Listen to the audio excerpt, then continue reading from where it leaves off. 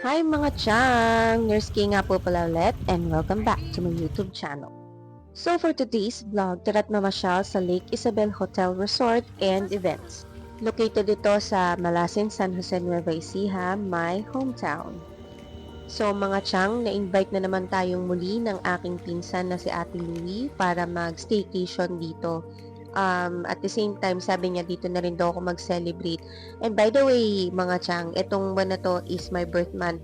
Matagal na to, mga around May pa to eh. Kasi ngayon lang talaga ako nakapag-vlog ulit. As usual, busy na naman po tayong muli. Yan mga chang, mamaya mag-bonfire tayo dyan. Sakay na tayo sa, e-bike. E-bike. Golf cart, yon. Pupunta tayo sa villa na namin. Kailangan naming mag-golf cart kasi medyo malayo-layo from entrance yung aming villa. So, kailangan namin sumakay dyan. Yan, mga kapatid ko yan, mga anak ko, tsaka yung aking bayaw. So, yan ang lake. Man-made lake po yan. At nakarating na po tayo sa aming villa. Dito kami sa Lake Villa, room number 5. Tara, mini tour ko kayo. Mini tour. Ay, abaw, patap-tap na lang si Kay ng keycard, aba. So, pagpasok nyo, merong cabinet dyan, merong ref, tapos yung living room, yung sofa dyan, pull out yan, para pag madami kayo, meron ding extra tutulugan pa. By the way, guys, ang villa dito costs about 7,500 pesos for 4 packs, and mag-additional kayo per head up to 6 packs. Hindi lang ako sure kung magkano. Basta may additional yan. Meron din dyan mga rooms on the other side of the place. Parang 5,500 naman doon per night. Hindi lang ako nagawe doon sa part na yon, doon sa mga rooms na yon. So, wala akong video. While naka-check-in kayo, you can use the amenities tulad ng biking, kayak, boat ride. Meron din dyang mga playground. And yung boat ride, yung pool and tennis court, pwede lang yan ma-access ng mga naka-check-in. Kasi pwede din kayo mag-walk-in dyan or day tour na ang entrance fee is 100 pesos. Hindi nyo nga lang magagamit yung swimming pool and yung tennis court. Also, meron dito mga event halls for reception ninyo sa mga occasions ninyo. And depende rin syempre yon sa number of packs yung laki ng hall. Basta ang lalaki ng hall dito. Hindi ko na nga lang siya na video. At na-videohan ko siya dun sa unang part nitong vlog na to. Kaya lang hindi na kami nakapasok. Dati, nung kino-construct pa lang yan, nakapasok ako dyan sa loob. Sobrang laki talaga niya, as in. Tas ang mura ng pricing nila. Maybe kasi nag-opening pa lang sila that time. Kaya medyo mura pa. Hindi lang ako sure kung magkano. After natin mag-room tour, naka-receive kami ng text kay Ate Louie. Sabi niya, punta tayo dun sa Tiny House Cafe. Diyan din kasi sa loob ng Lake Isabel, merong Tiny House Cafe. May mga foods doon, may mga coffee, tambayan. So, nag-aya siya mag-coffee daw kami this afternoon. So, ayan yung Tiny House Cafe. So, napapansin ninyo, no, lagi kaming naka-golf cart kasi medyo malalayo talaga eh. Pero it's up to you naman kung gusto nyo maglakad-lakad, mag-unwind, wala namang problema doon. So, ito yung Tiny House Cafe. Sa rooster. Actually, itong staycation na to is lakad din nila Ate Louie at saka nung barkada niya nung college. Ayan, naghihintay na rin sila sa loob. So, ito yung Tiny House Cafe sa loob. Ito rin yung menu nila. Hindi ko na masyadong na-close up yan eh. Pero, more on nag-coffee lang kami that afternoon. Kinamagahan niya, nag-breakfast kami dyan. Nag-brunch kami dyan bago kami bumalik ng Laguna. So, ayun yung mga pastries din. Tinamad na ako. Hindi na talaga ako tumayo para videohan. So, ayan ang aking bayaw, ang aking sisterette, at ang aking brother. Malalaki pa talaga sila sa akin. Ako pinakamaliit. Ang aking panganay na si Sir Lee. At si Chuchay. Ayan.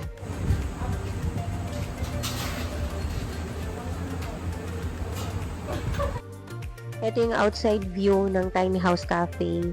Merong malito fish pond dyan na puro kois. Yan yung lake. Ang ganda talaga. Ang ganda ng pagkakagawa. At ito nga pala si Pablo, the Pabo. Actually, hindi ko lang pangalan yan. Pablo lang kasi magka-rhyming sila ng Pabo. O, diba? Yan daw talaga yung madalas mag-gate crash dyan sa Tiny House Cafe. O, diba? So, ayan, nagkwentuhan lang kami dyang magkakamag-anak habang nagkakape kami kasi maya-maya aakyat kami sa isang hill para makita yung overview talaga ng halos lahat or kabuuan ng Malasin. Even yung bahay namin sa malayo, malayo-layo na yun dun sa place na yan, kita pa rin namin pati yung highway. Mamaya papakita ko sa inyo, no? Akit kami doon after niya. Ayan, sabi dyan ng kapatid ko, Ate Ki, videohan mo naman kami ni Colleen habang nag-aayusan kami ng buhok. Eme! Dito, nagpe-prepare na kami ng mga sasakyan namin paakyat doon sa hill na sinasabi ko. Actually, hindi naman siya super taas, pero as in kita talaga niyo yung kabuuan ng Malasin. Sobrang ganda talaga. So, itong ride na to, hindi ako sure kung kasama pa ba yun sa amenities or may extra bayad or baka personal use na lang din yan nung may-ari. So, kaya namin nagagamit yan. Kamag-anak din kasi yan ni Ate Lily. So, yan si Ate Sirin. Diyan siya makakasakay paakyat dun sa hill.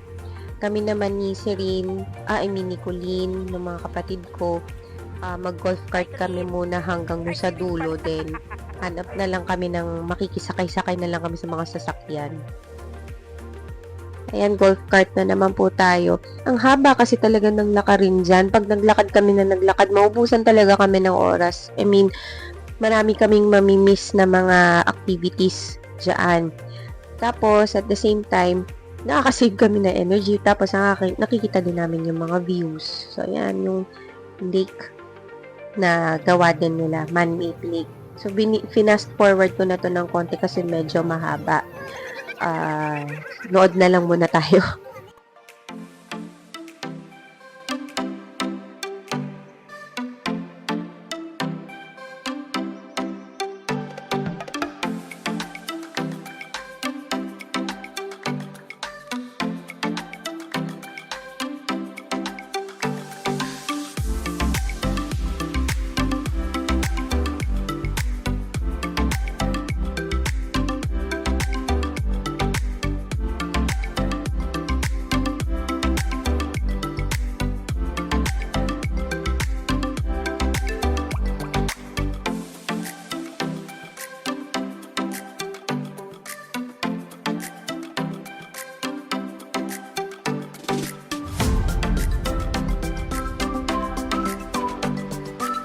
Actually, paikot-ikot na lang din yan, pero mahaba talaga yung mga lakarin dyan. I suggest kapag ka merong mga senior citizen, baka pwede mag-golf cart na lang din sila para hindi sila masyadong mapagod. Kung gusto nila talaga ma-avail yung mga amenities dyan, if naka-check-in sila.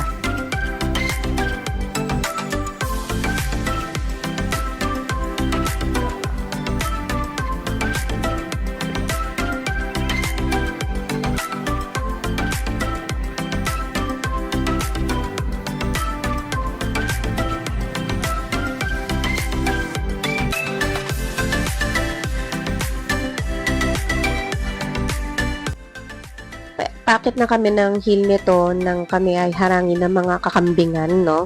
Tuwang-tuwa yung anak ko dyan. Kasi nakakita siyang up close na mga kambing. Yan, ang dami. So, ayan. Akyat lang kami. Sobrang taas niyan. Yan. See? Doon. Doon kami pupunta. Yan. So, nakahanap kami ng masasakyan niya ni Colleen. Nagkahiwa-hiwalay na kami niyan. Si Ate Sirin doon sa 4-wheel. Tapos yung mga kapatid ko parang sa ibang kotse sila. Pero yung iba ng mga senior citizen trip daw nilang umakyat by foot. In the end, nagbabalik sila kasi hindi rin talaga kaya, talagang hihingalin.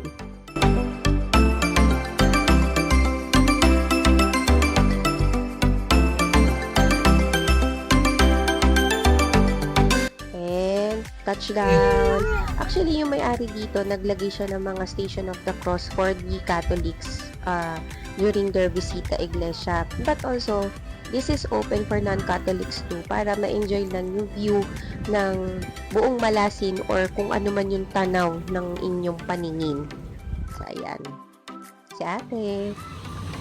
Yan, pagbaba naman namin from the hill at maghapon na akong kinulit ng dalawang tiyanak na to, kami naman po ay nag-swimming. Yan, sa likod kami dumaan para makita na rin namin yung other view ng lake and nung mga villa. Kasi ang ganda nung tingnan ng villa dyan na magkakatabi sila. So, mamaya pakita ko ulit sa inyo yan. Dito, no, ang lakas na loob ko, no, pabayaan yung dalawang anak ko mag-holding hand, tapos ako pa video-video. Nakakatakot talaga dito, kahit ako nalula. Kasi, doon ako nakatingin sa video, which is wrong. Medyo nanginig ako dyan. Ayan, pakita ko sa inyo yung mga villa. Diba, ang ganda, bonggang-bongga. So, ayan, nag-swimming na po ang mga chikiting. Yung mga kids na yan, anak yan ng mga barkada ni ate, tsaka ng asawa niya ng college. Nag-get together din yung mga bata. Yan yung dalawang anak ko. Sinamahan ni ate si Colleen sa mababaw na pool kasi hindi kaya ni Colleen dun sa medyo malalim kahit na naka-floaty siya. Sumama yung kapatid ko. Pakinggan niyo yung sigaw. Parang horror ba yung tsuhin nila? Natakot sila. So, ito yung villa. Di ba? Ang ganda paggabi na yan. So, I think parang konti na kami naka-check-in that time. Yung mga bakante pa yung iba. Ayan, hanggang ngayon, paggabi na, nagsiswimming pa rin yung mga bata. Ako kasi talaga wala akong hilig mag-swimming. Ayoko kasi talagang, alam niyo, mag-uwi or magsampay ng basang damit. Ewan ko ba, ganun na talaga eh, wala akong magagawa. So yan, inabot na po tayo ng gabi, mga kapuso. Yan, ang aking kapatid na babae. Tapos, mga ilang saglit lang, ay nakasunod pa po yung aking ibang mga pinsan. Si Tata, si Joy, si Kevin, tsaka yung anak nilang si Kai. Diyan din sila magdi-dinner. So, in-invite din sila ni Ate Louie. Heto ang lake kapag gabi na. So, may pailaw pa, no? Actually, may time lang yung fountain na yan. Mga around 11 yata pinapatin yan. So, ayan, magdi-dinner kami with the cousins and the siblings. Wow. And the daughters. Yan, ang aming mga picture. Wala dyan nga pala yung asawa ko. Hindi siya nakasama kasi hindi siya makapag-file ng leave. Medyo kulang yata sila sa tao. So, no choice. Kami na lang sumama mag-iina. Ito yung aming food, no, for that night. Actually, madami pa yan. May mga barbecue pa tsaka liempo eh. Hindi ko na lang na-videohan talaga eh. Anyway, talaga nag-enjoy ako dyan kasi ngayon ko na lang ulit nakasama yung ibang mga pinsan ko ng kwentuhan, tawanan, barahan. Napakasaya. Hanggang sa nauwi na naman po ang kwentuhan sa mga namayapa naming mga mag-anak. Hindi naman may iwasan. So, after dinner, yung nakita nyo kanina sa umpisa ng aking vlog, yan, magbo-bonfire or nagbo-bonfire kami. So, nag-request kami sa may-ari kung pwede kami mag-bonfire since marami kaming kasamang mga bata para makapag-melt kami ng mga marshmallow, gagawa kami ng mga s'mores. So, ayan, ang dami nila talaga. Medyo mainit talaga siya, kaya ang mga nagluto na lang ng marshmallow is yung mga parents, syempre, kasi medyo delikado talaga pag sila, ang init eh. Pero yung distance ng chair or ng mga kids na yan from the fire, hindi naman ganun kainit. So, ayan lang, yung gabi niya, nagkwentuhan lang kami, nag-reminisce na naman ng mga past, ng mga kabataan, kwentuhan about the kids, mga experiences.